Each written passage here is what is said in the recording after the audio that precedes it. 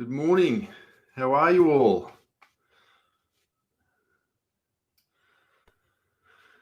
So, last couple of days, 21 days of compassion. I hope you can hear me okay.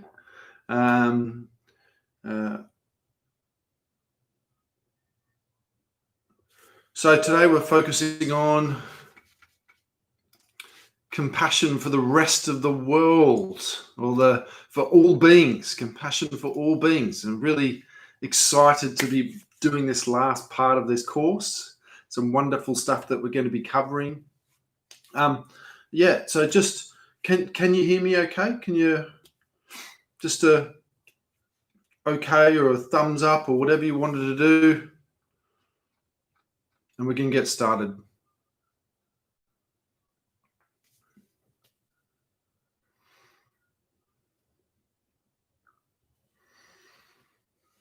Awesome. Okay. Thank you very much. So, meditation. Hi, Sandra. How are you? Welcome. We're going to start with a breathing practice.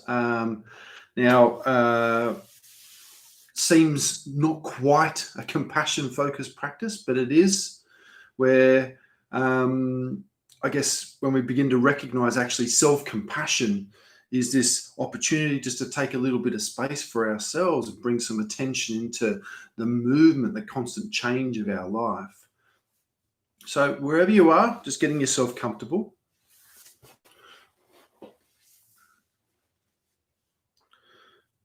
It's just going to be a simple breathing practice. I say simple, but it's never quite, is it? But sometimes it's wonderful. Now, when you're ready, just allowing your eyes to close. So just dragging some of that attention into the body. And just noticing how we're feeling. Just taking this next minute for ourselves.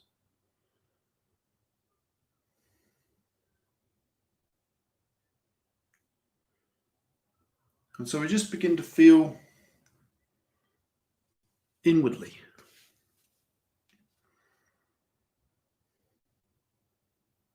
There's no particular area of focus. It's this resting.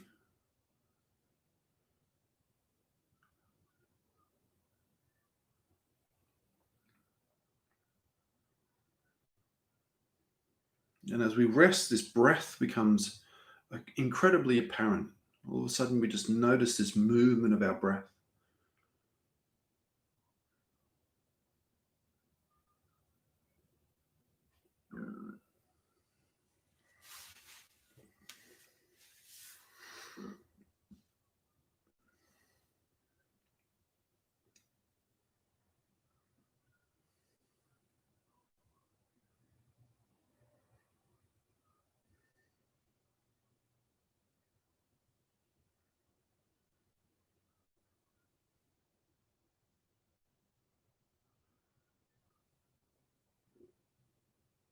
And it's that effortlessness, just letting go of the need to do anything in particular, and just rest in a few moments. Just rest. Nothing more to do, not trying to create, activate, focus, concentrate. We're just aware and, I guess, attentive to this movement, this change that we call breath. And maybe there's areas of the breath that seem to be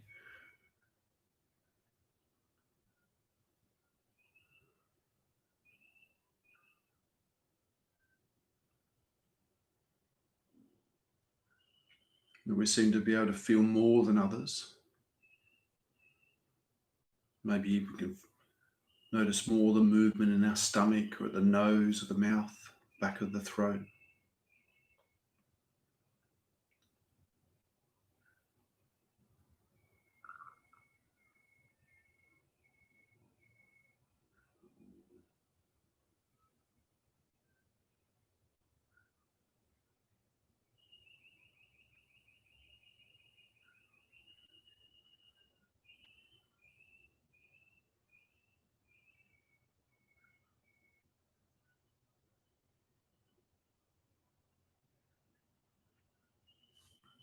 And we use that breath. We use the breath as that anchor. That any time, maybe you've had a busy day today, maybe it's not been busy, whatever, maybe you've had some difficulty.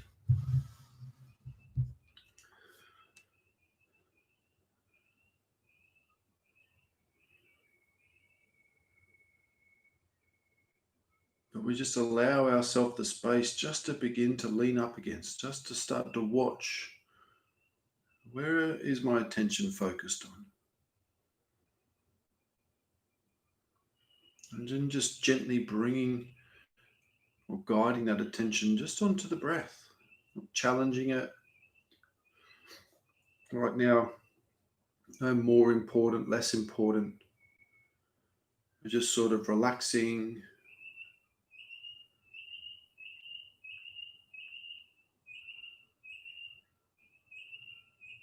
Noticing where our mind is at and just gently guiding that awareness back onto the breath again.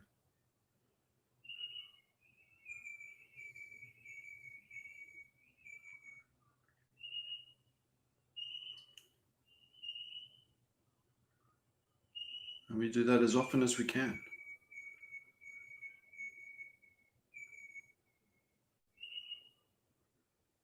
And there's no requirement to sort of steely focused on the breath.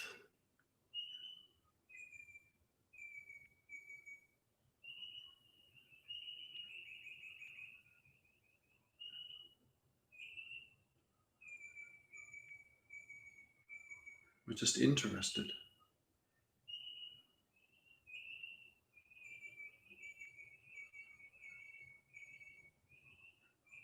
There's no expectation.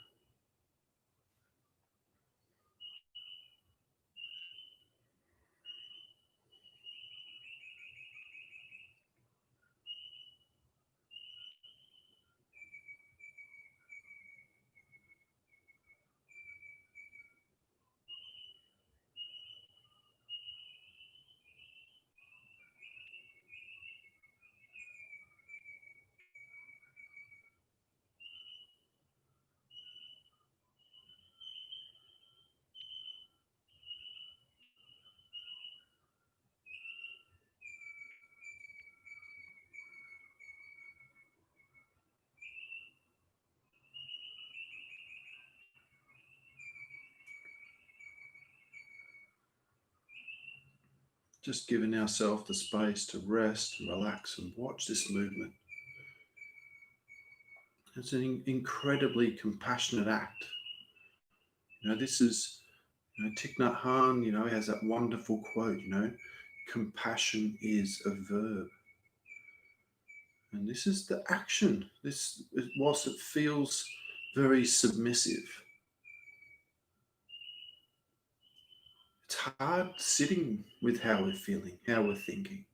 That's why so many people stop meditating, stop practicing, is because it's not easy. It's quite tough. It's difficult practice because we're having to be with how we're thinking and feeling in a world that teaches distraction.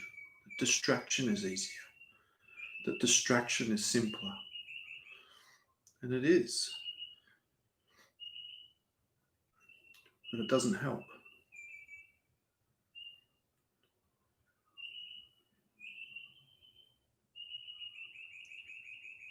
And so that wonderful gift for yourself is just learning just to sit and breathe, not classify any thoughts as more important or less important. And the more and more we sit with the breath, we begin to recognize there's a real sense of stillness that we can find around it. That actually this breath is this support for this perfume, this essence of stillness that's there, inherent in the breath, inherent in everything. But the breath just sort of brings us to that point.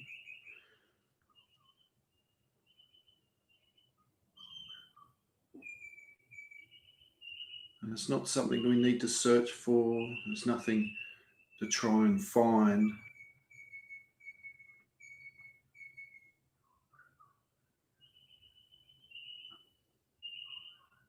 And it doesn't matter how distracted your mind gets.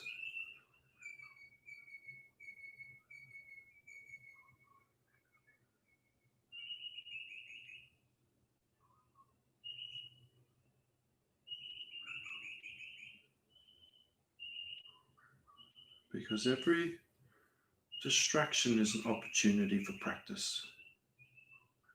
It's a positive thing.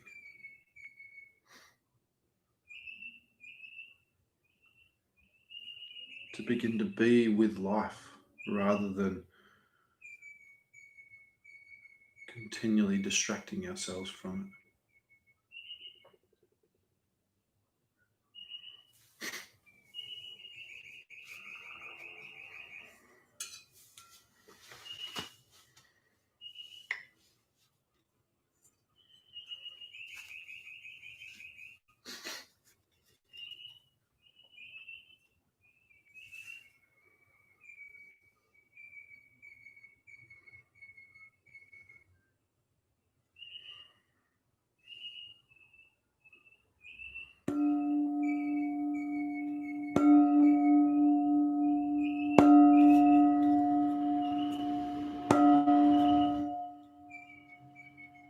And in the same way, we can hear the breath or see the breath or watch the breath. We can see the sound, hear the sound. We can just let this sound of the bell just wash through us. In the same way, that same attention, that same awareness. Sound is there, and yes, we hear the vibration through our ears. It's like it begins to be a lot more than that. It begins to just be this same movement, same change that just rises and falls within that same awareness. Okay, so how are you all? How did you find that? Was that okay? Nice little warm up to get us started. So, as I was saying, days 19 to 21 of this 21-day compassion gathering. And it's wonderful to get at least some of you on. I know some of you, I've got some emails from some of you saying that you couldn't make it today, and that's wonderful. I hope you get an opportunity just to jump on and enjoy it later. But to those that are on, thank you so much. I hope you've enjoyed this journey so far, and a wonderful morning or evening. So, as I was saying, today's session is all about compassion for all beings. It's a wonderful way to bring these 21 days. Well, I suppose we're at 19, but this is our last and final session together. So I'm hoping that maybe at the end there's some space for questions and answers if you want them, although you're very welcome just to throw up any questions on the chat and I'll answer them as they pop up. So simple breathing meditation, a wonderful place for self-compassion, a wonderful opportunity just for us to begin to turn inwards and notice how we're feeling, notice how the mind is, get distracted by things and continue to remind us that we are actually in more control than we realize. But just to reiterate, compassion is the radicalism of our time, and we need an evolution of the heart. These are these two quotes from the Dalai Lama that I repeat over and over again that bring about a hope that together as one human community, the peace and compassion can truly become our reality. And I know I've said it several times, I know, but it's one of those things that you just can't repeat enough. No, it is an evolution of the heart and a radicalism of our time. It's bucking the trend. So with compassion, we're not trying to run away from challenges. We're trying to dance, trying to ride or flow the roller coaster we've all been born into. We aren't trying to manipulate our world with these types of practices. We're not trying to change life. What we're beginning to do is directly experience our life rather than being a passenger to it. We sort of move into this more human being rather than the human existing, waiting for the next thing to satisfy that happiness. Now, one thing that all various religions and traditions tell us, even atheism, they tell us that whether we believe in God or not, what we do now matters the most, or what we do in this life matters. And, it was even the Buddha's words that, or at least it's been attributed to him, that he said, what we do now matters most. One of the greatest bits of advice I ever got when I was struggling with anxiety was just make the next minute really count. Don't fight it, love it. Give yourself 1 minute of unconditional love and keep going. Can we just make that next minute count when we're struggling? Can we truly be compassionate towards ourselves and give ourselves the space?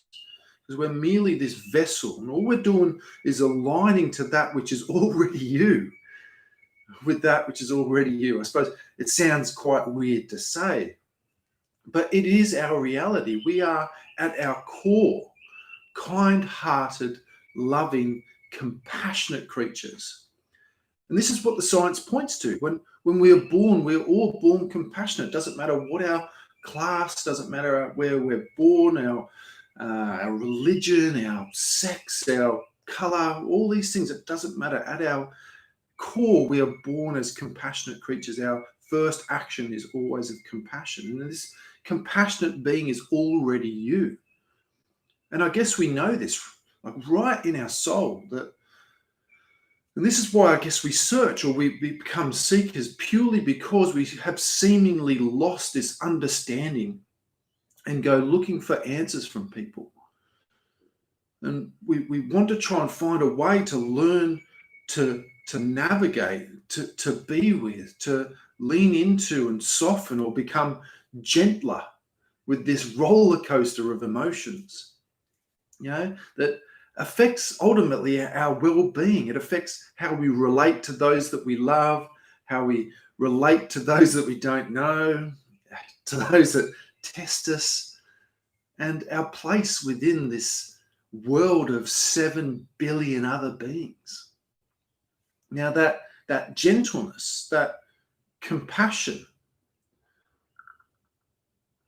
that is one of the most contagious things in this world. Laughter, smiling, love, compassion, connection, hope, the perfumes, the essence that is you. And as we begin to work closer with this, with our inner sense of self, bringing this change in our perceptions, when we begin to take full responsibility for our own happiness, for our own joy, when we take full responsibility for the more disruptive changes too, and we begin to be free to express ourselves truly, or I suppose with our truth, when we become honest with ourselves, becoming more and more you or us,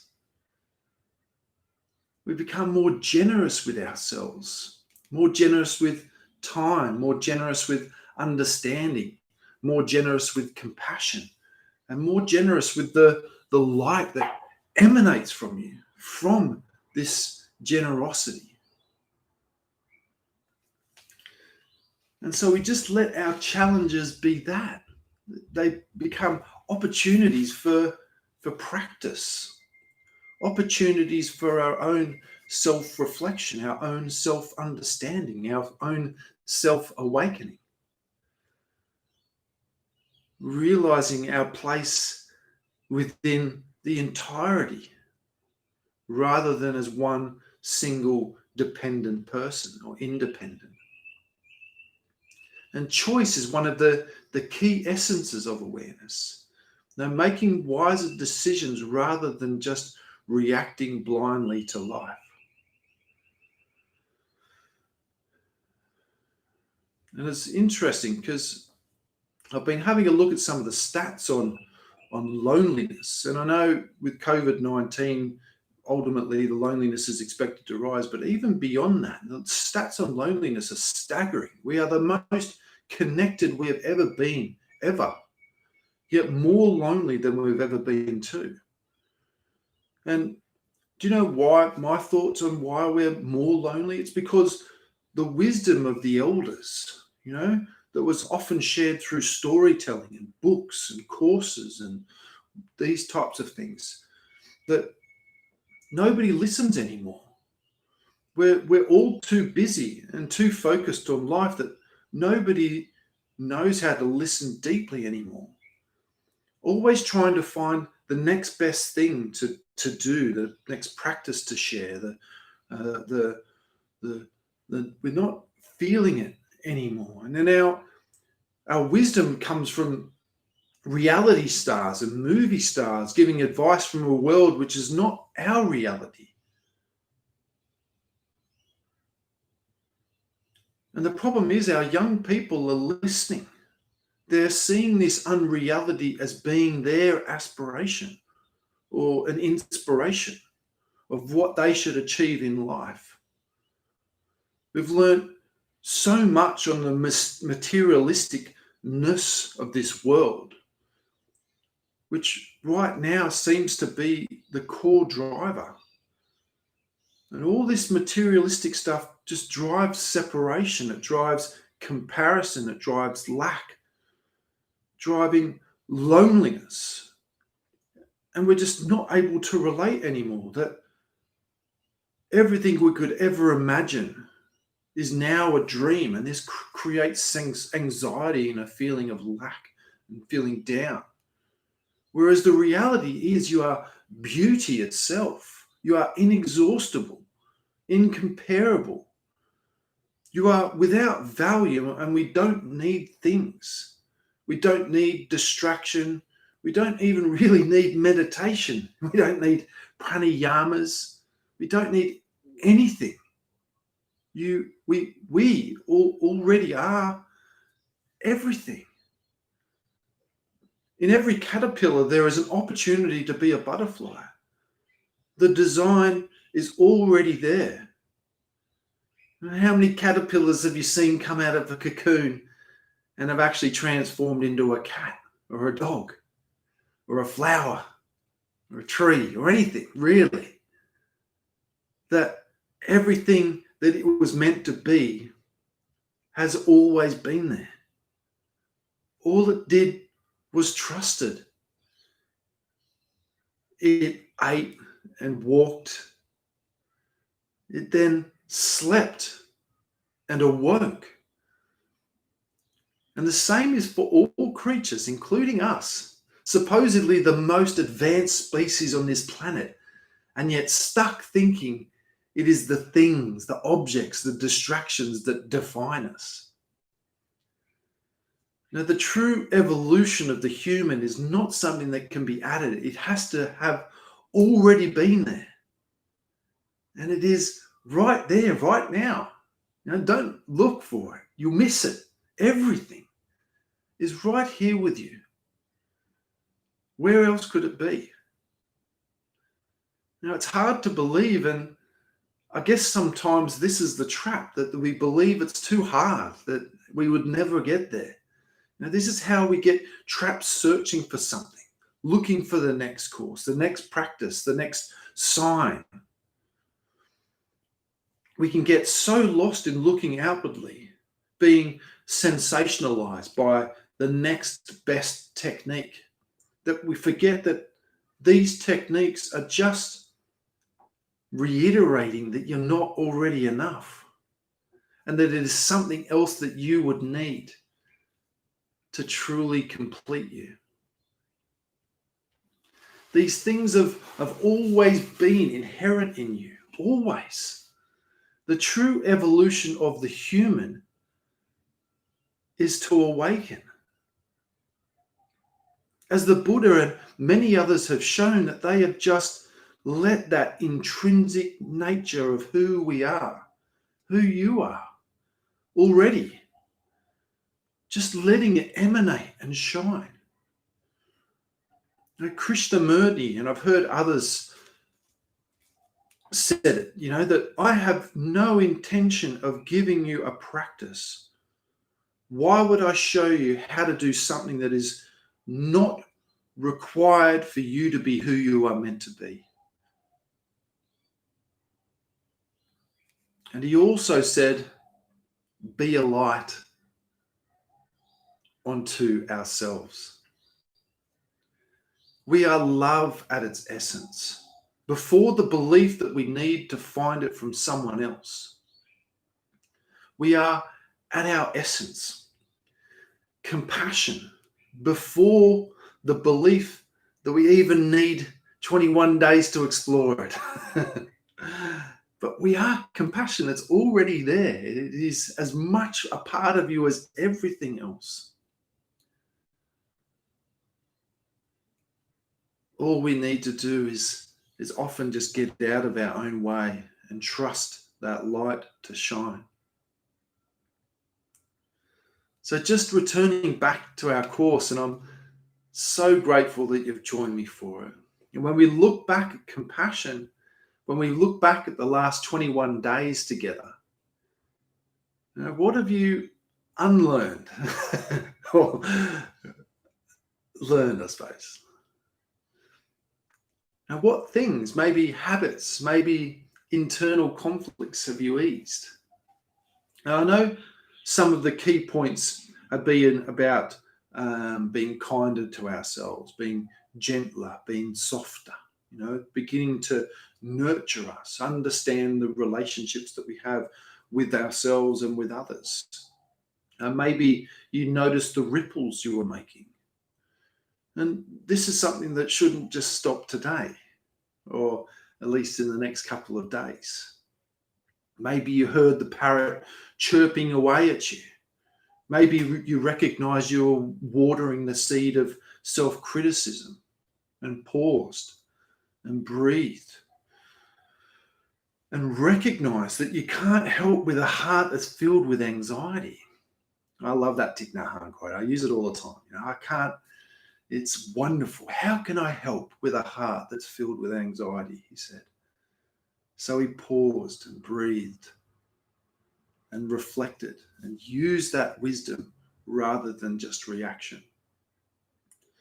And maybe instead of meeting these inner crises with aversions, maybe there's begun to be some sort of tenderness, some nurturing that you've found for yourself, that maybe you've begun to soften that fire of self-criticism and fan that flame of self-compassion and ease that inner battle, which is so important. And wonderfully, we already have the resources to soften it. Like when you think about if a child comes to you in pain or sad or frustrated, whatever, maybe a family member or a friend, we already know how to react and to treat them. We have the skills. We have the ability. You didn't need a guru or a course or a practice.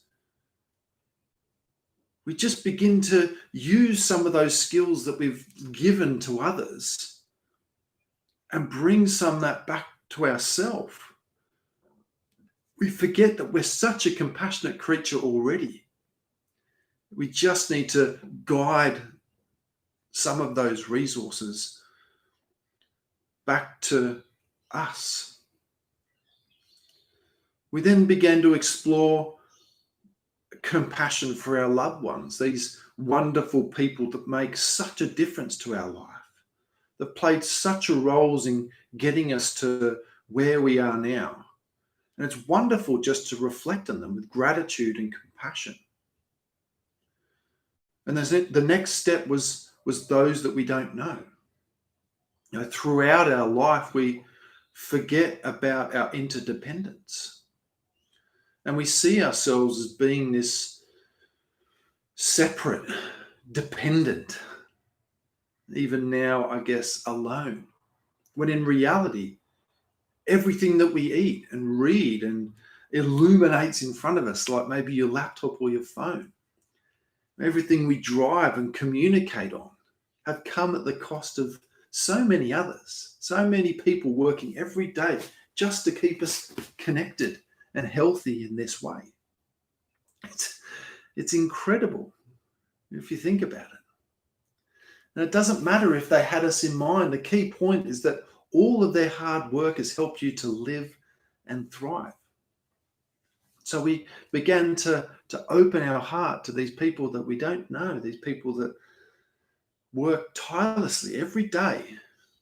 We opened our heart with affection and compassion and turned it towards these unknown beings who want happiness just like you. And just because we don't know them doesn't mean that they don't matter. And I hope that we felt some of their kindness too. And then our last session, not this session, the last session, if you know what I mean, we turned towards those people that have tested us. And we sort of explored this idea of how our emotions are for us to decide, not someone else. You know, that there can be millions of ways that people can upset us every day. There's so many people that seemed destined to upset us. Although we just straight up forget that we have choice and just react blindly. We get so caught up in other people's lives, we can forget that in reality, our lives are about me.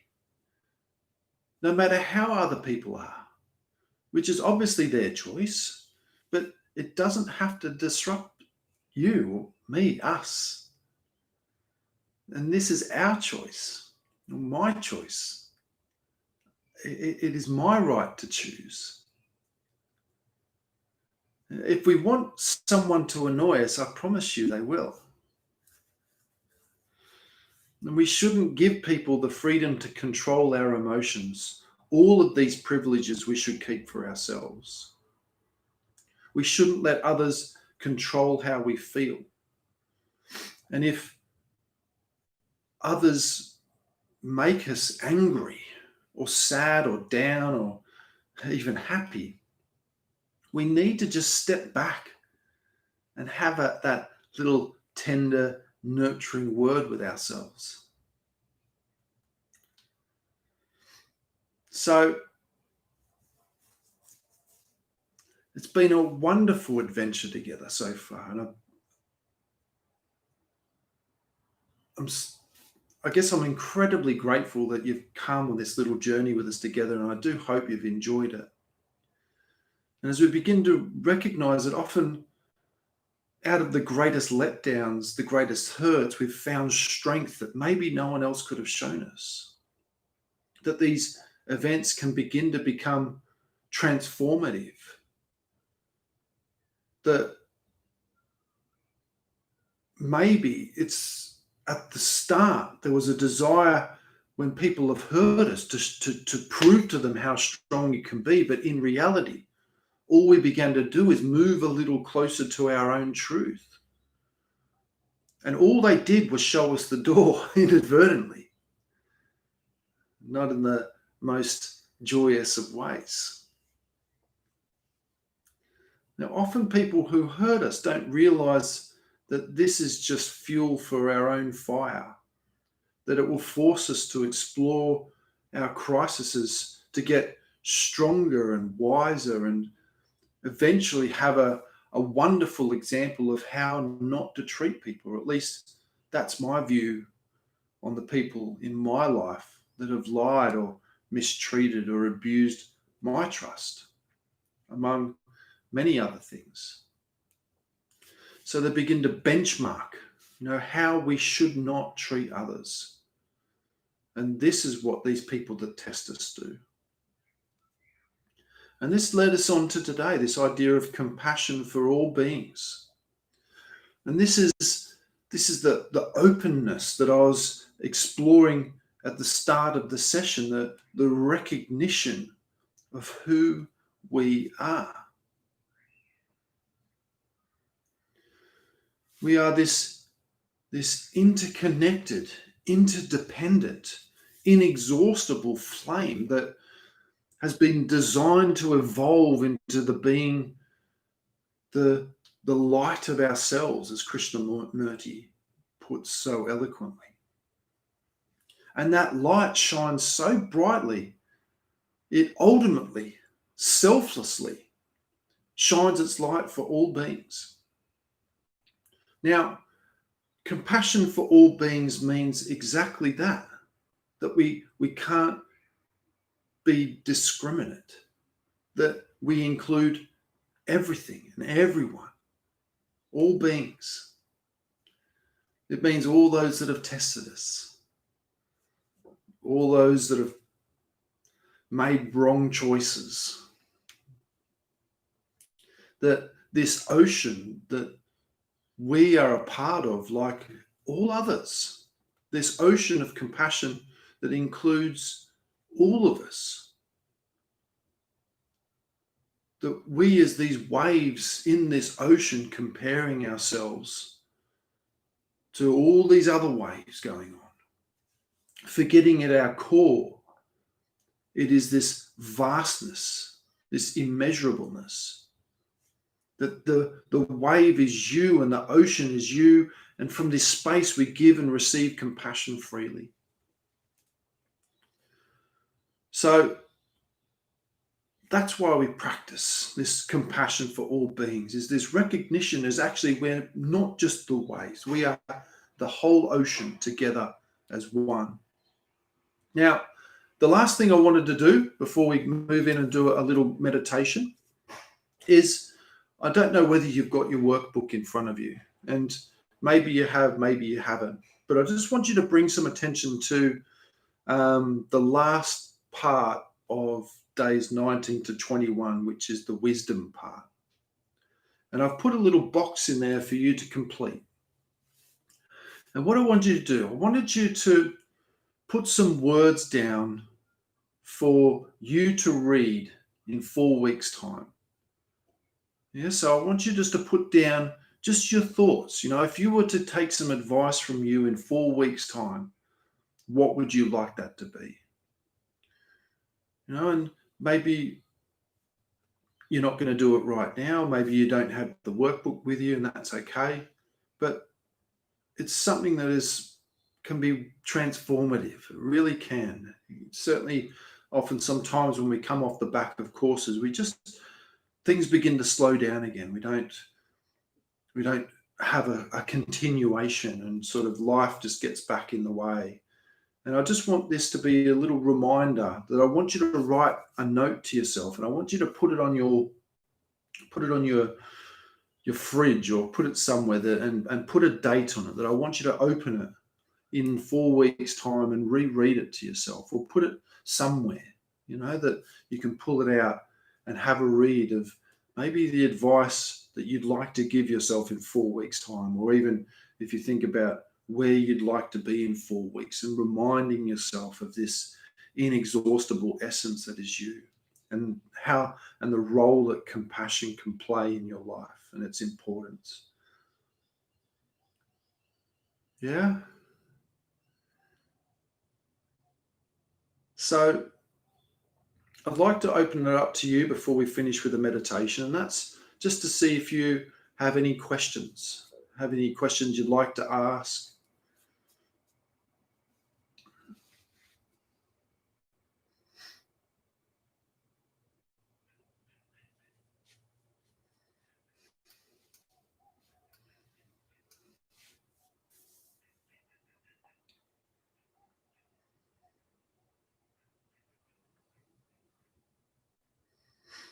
What's been one of the key learns that you're going to take away from this? What have you enjoyed the most? What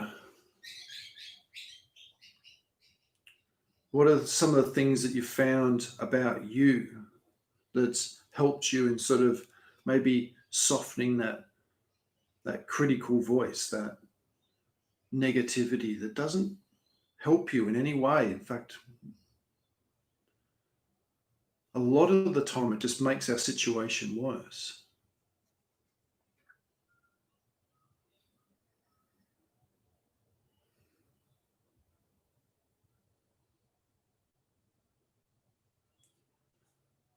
And just to reiterate it, do this little letter thing. Hey, it's a wonderful way to finish. Just as you're coming to the end of this course, just putting your thoughts down on this in the workbook as a draft, and then just writing something to yourself. Be open and honest and truthful. Be direct. What advice would you like to give yourself? What part of your life would you like to continue to change, to continue to soften, to nurture?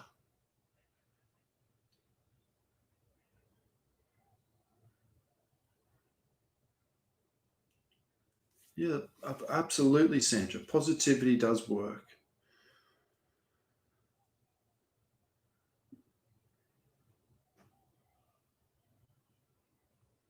All right, so let's finish with this meditation, another meditation on compassion. Now, this isn't going to be a breathing practice. It's going to be a compassion practice for all beings. So when you're ready, I just want you just to allow your eyes to close if you want to. You're very welcome to keep your eyes open if you feel that's what you want to do too. But wherever you are, just bringing some of that attention into the body.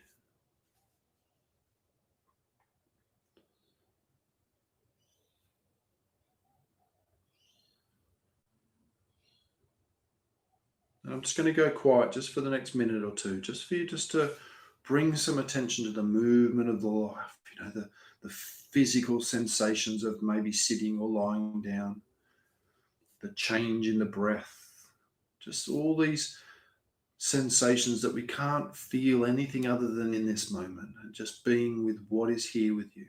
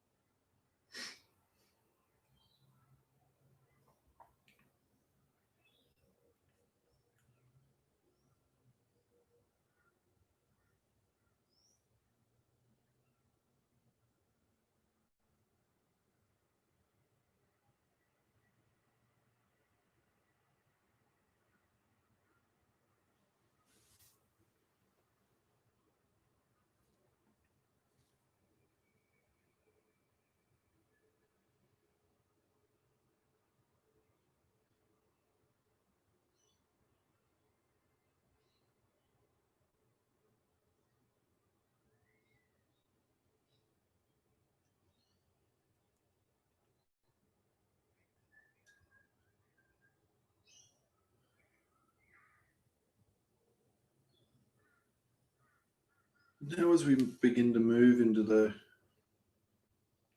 more analytical part of this practice, I want you to imagine a loved one, or just someone that you know loved you unconditionally, and just imagining them stood behind you, sat next to you, wherever they are, but just imagining them around you. And I say stand behind just purely because that's where I imagine my loved one being, just stood behind me with a hand on my shoulder.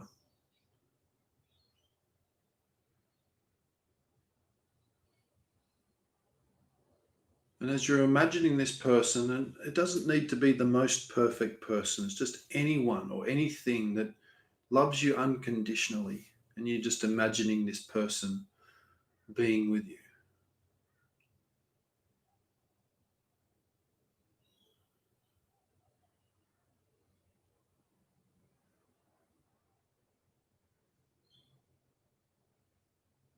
And as you're connecting with this person, as you're bringing this person to mind, they just begin to use your name and remind you of how important you are to them as well. Maybe you hear them say that I'm here for you always, that I love you unconditionally.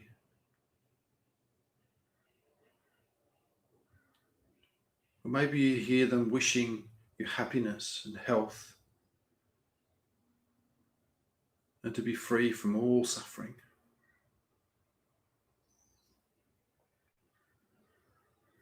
And all you're doing is hearing them using your name.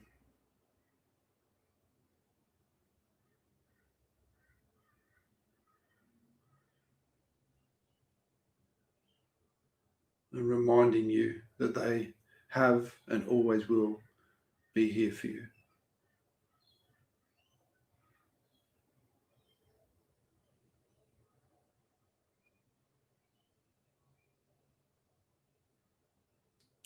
And let that warmth touch your heart if you can. Let that kindness, let that connection, that recognition of the true interdependence of this life, that together we are stronger. And let that touch your heart. Bring some of that warmth into that big compassionate heart that you have in the middle of your chest that beats every day for connection.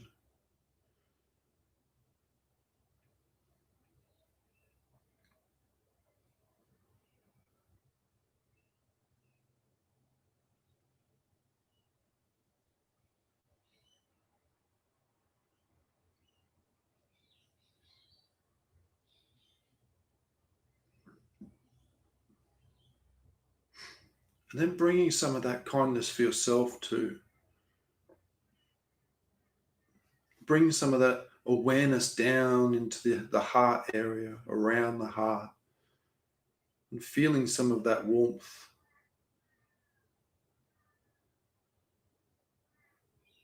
And just reiterating to yourself,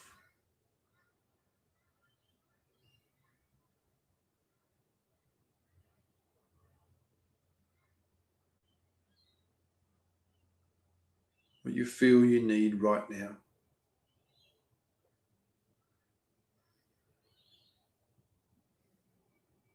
And maybe right now you're needing a bit of strength and you're just reminding yourself how strong you are. It may be as simple as saying, I'm strong, I'm kind, I'm compassionate.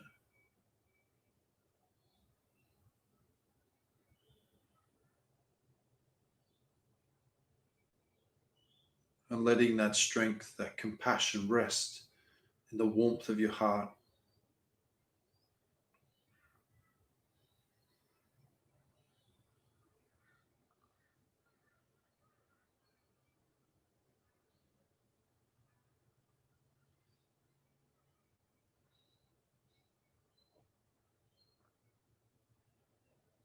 And just imagine this glow beginning to grow brightly in the middle of your heart. The sense of warmth, this light begins to shine with each breath that you take, just getting brighter and brighter as you fan that flame of kindness, of compassion that has always been. Just saying to yourself, I'm strong, I'm kind.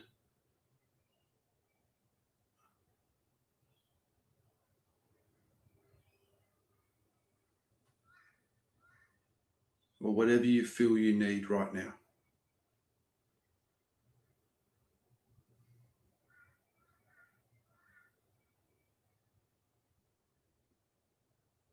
It doesn't need to be perfect. It's just whatever springs to mind, and just reminding yourself all of these things that you already are. And letting that flame of compassion burn brightly before we turn our attention towards others.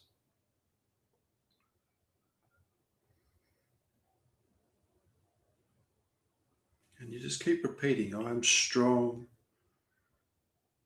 I'm compassionate, I am happiness itself, I'm inexhaustible, incomparable, I am beautiful, I am free, I'm connected, I'm alive,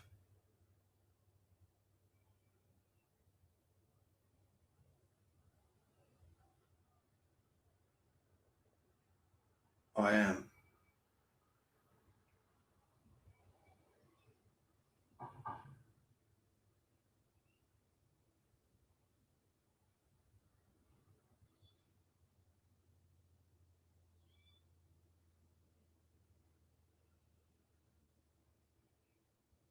And I just want you to imagine this light, this radiating warmth begins to expand and expand and expand, coming out of your heart.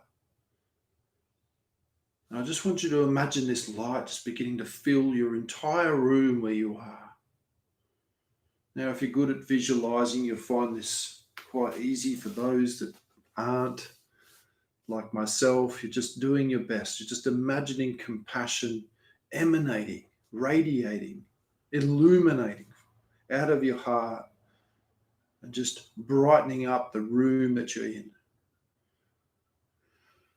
And as it expands and continues to expand into your whole home, maybe your loved ones are asleep or downstairs, wherever they are, and this light just begins to sort of flood through them as well. As you continue to repeat these words, I am strong. Or maybe you want to start changing it to, we are strong. We are compassionate. We are free. We are happiness. We are inexhaustible. We are. There's this light floods through your home and turns your home into this luminous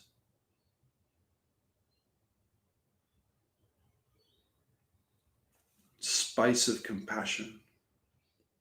But it can't stay there, and it starts to break out through the doors and the windows. This light begins to shine and starts flooding down into the streets. It seems to just seemingly find its way to all the homes that need it the most, those people falling on tough times. And you're just watching this light shining from your heart out into this world, paving that path for all beings and flooding into the homes and wrapping around like a warm blanket all of those that need it the most, seeking out the hospitals and the old people's homes, institutions, everyone that needs it the most. It's flooding through Jersey and Australia, watching this warmth, this compassionate light flooding into the homes and the hospitals. And it grows, and this light begins to get brighter and brighter and floods out further and further, continuing out through into the rest of the world, into the Europe and Africa and Asia, and this light radiating from your heart, illuminating from your heart, flooding until you can imagine it encapsulating this whole world like this warm blanket of kindness, all starting right here with you, connecting with all those other beings that are also practicing compassion in the monasteries, in their homes, listening to apps, all of you interconnected like one giant ocean, all these waves,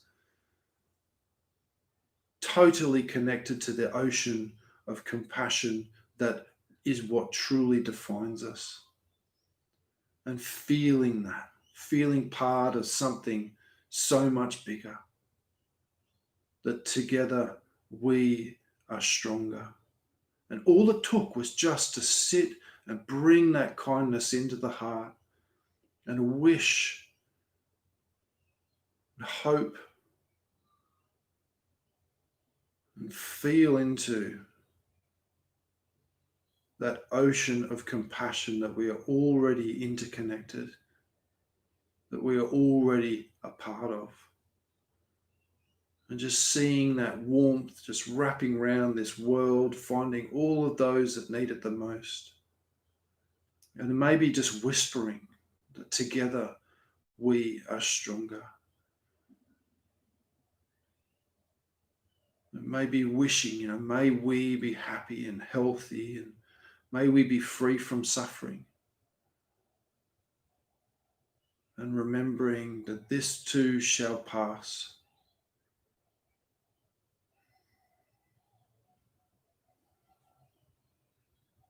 And seeing that warmth warming up all the homes, all the hearts, giving people hope, reminding them of the interconnectedness that is us.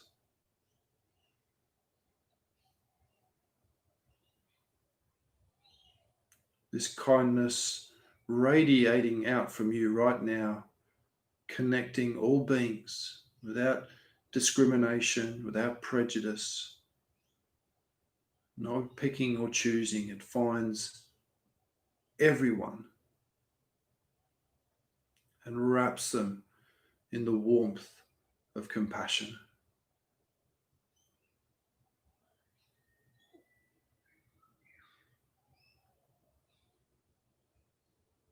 And the last thing we do is just let go of that kindness, let go of the compassion, let go of the visualizations, and leaving it out there in this world for all beings to enjoy, to take with them, to share whatever they would like to do. And just as you begin to let go of it, all you hear in the whisper in the wind is thank you. And feel that thank you. The whisper of 7 billion voices.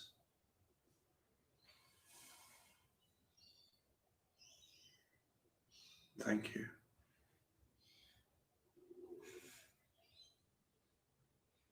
Thank you.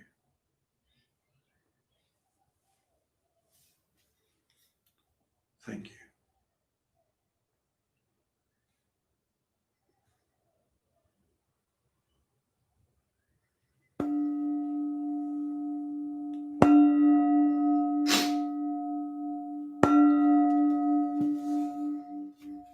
And then in your own time, you're just allowing your eyes to open.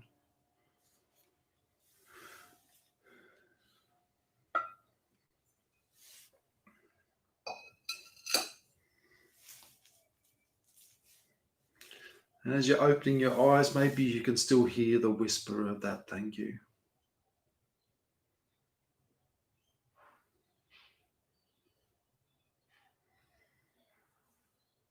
And that whisper is also coming from me.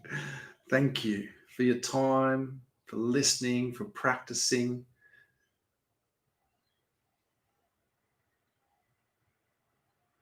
And it doesn't matter how long we've been traveling in the wrong direction, we always have a choice to turn around. Now, I'd love your feedback. Please like and share and comment. I'd love to know how you've enjoyed it. Just a little reminder as well, I'm putting together a series of mind training practices on illuminating the essence that is you, so keep an eye out for them. There's also going to be some workshopy type things come up too, very similar to this, but a little bit of different area of focus. And as I said, I'd love your feedback. I'd love to know, what could I do better? What did you enjoy? What would you like? You're very welcome, Sandra. Thank you so much for being a part of it, and wonderful to hear that you've taken something positive from it. So with that, much love and kindness. Thank you so much. As I said, creating something truly beautiful is what the next series is going to be about. It's going to be a series of meditations, so keep an eye out for it. Have an amazing rest of your day, and I will see you again soon. Thank you so much.